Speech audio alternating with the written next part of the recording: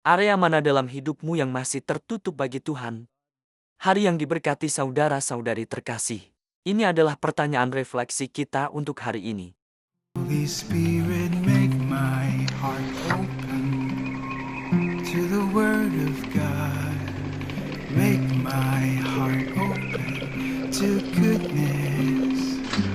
Make my heart open to the beauty of God every day. Amen.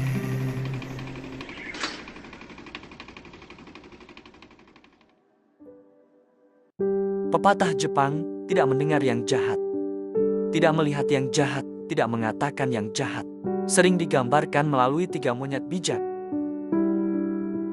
Mizaru, Kikazaru, dan Iwazaru. Pepatah ini menjadi pengingat untuk menjaga panca indera kita dari perbuatan yang salah. Berasal dari filsafat timur abad ke-17. Pepatah ini menekankan integritas moral dan pengendalian diri. Hari ini, Injil Markus bab 7, ayat 31-37 memperdalam kebijaksanaan ini dengan menunjukkan kepada kita bukan hanya apa yang harus dihindari, tetapi juga apa yang harus kita terima dan wartakan. Dalam Injil, Yesus menyembuhkan seorang tuli yang mengalami kesulitan berbicara. Ia membawa orang itu ke tempat yang terpisah, menyentuh telinga dan lidahnya, menengadah ke langit, lalu berkata, "Efata," yang berarti, "Terbukalah." Seketika itu juga pendengarannya pulih dan ia dapat berbicara dengan jelas. Mukjizat ini menunjukkan belas kasih Kristus dan kerinduannya agar kita dapat sepenuhnya terhubung dengan Allah. Membuka telinga kita untuk mendengar sabdanya, mata kita untuk melihat kebenarannya, dan mulut kita untuk mewartakan kebaikannya. Ketulian dan gangguan bicara itu juga melambangkan kebenaran rohani yang lebih dalam. Banyak dari kita mendengar sabda Tuhan tetapi tidak sungguh-sungguh mendengarkan. Kita terdistraksi oleh media, kekhawatiran, dan ambisi. Kita juga sering kesulitan untuk menjadi saksi atau menyampaikan kebenaran Tuhan dengan kasih. Perintah Yesus, "Terbukalah," bukan hanya untuk orang dalam Injil itu, tetapi juga untuk kita hari ini. Terbukalah terhadap suara, kehendak, dan rahmat Tuhan. Tidak mendengar yang jahat mengajak kita untuk secara aktif mendengarkan sabda Tuhan, bukan gosip, kebohongan, atau suara-suara berbahaya. Banyak dari kita tuli secara rohani, mengabaikan bimbingan lembut Tuhan, sementara dengan mudah menyerap hal-hal negatif.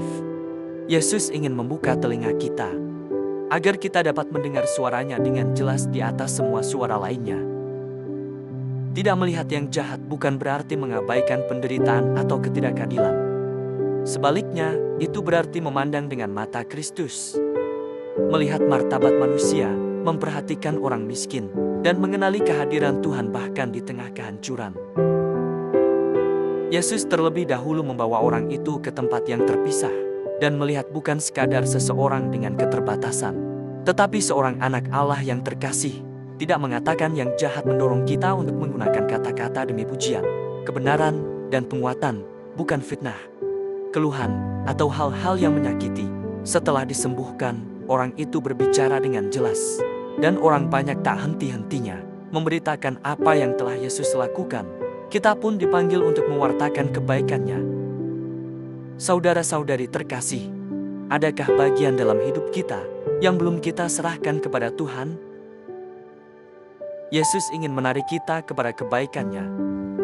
Ia tidak meminta kita membungkam panca indera, tetapi mempersembahkannya kepadanya. Mendengarkan sabda Tuhan, melihat dengan belas kasih, dan berbicara dengan kasih.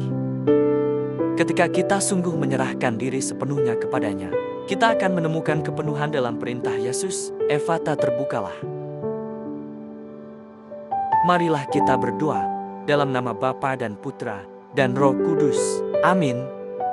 Bapa, terima kasih atas setiap saat Engkau menyentuh telinga, mata, dan lidah kami. Hari ini kami mohon, bukalah hati, pikiran, dan roh kami, agar kami menjadi alat belas kasih-Mu di dunia yang haus akan kebenaran, kesembuhan, dan harapan. Amin. Dalam nama Bapa dan Putra dan Roh Kudus. Amin. Tuhan memberkati Anda dan keluarga Anda, saudara-saudari terkasih. Tuhan memberkati Gereja Katolik kita dan Couples for Christ.